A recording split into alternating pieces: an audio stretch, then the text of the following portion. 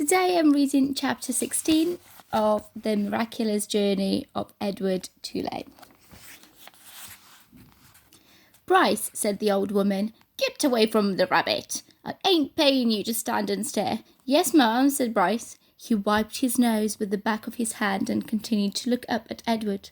The boy's eyes were brown, with flecks of gold shining in them. "Hey," he whispered to Edward. A crow settled on Edward's head, and the boy flapped his arms and shouted, "Go on, Git!" And the bird spread his wings and flew away. "Bryce," shouted the old woman. "Mum," said Bryce. "Get away from that rabbit. Do your work. I ain't gonna say it again." "Yes, said Bryce. He wiped his hand across his nose. "I'll be back to get you," he said to Edward. The rabbit spent the day hanging by his ears, baking in the hot sun, watching the old woman and Bryce weed and hoe the garden. Whenever the woman wasn't looking, Bryce raised his hand and waved. The birds circled over Edward's head, laughing at him. What was it like to have wings?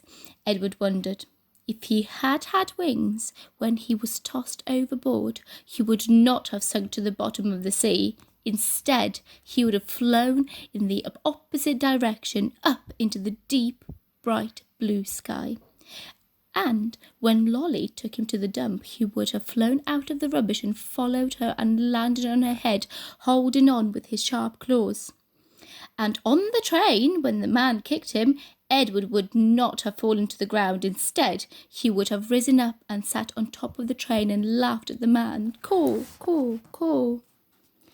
In the late afternoon, Bryce and the old lady left the garden. Bryce winked at Edward as he walked past him. One of the crows lighted on Edward's shoulder and tapped with its beak at Edward's china face, reminding the rabbit with each tap that he had no wings. That not only could he not fly, he could not move on his own at all, in no way. Dusk descended over the garden, and then came true dark. A whippoorwill sung out over and over again. "Whip-poor-will, whip-poor-will."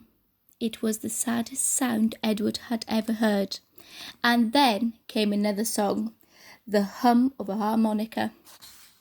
Bryce stepped out of the shadows. "Hey," he said to Edward. He wiped his nose with the back of his hand and then played another bit of song on the harmonica. "I bet you didn't think I'd come back, but here I am. I came to save you."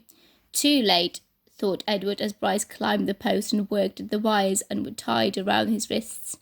"I'm nothing but a hollow rabbit." "Too late," thought Edward as Bryce pulled the nails out of his ears. "I'm only a doll made of china."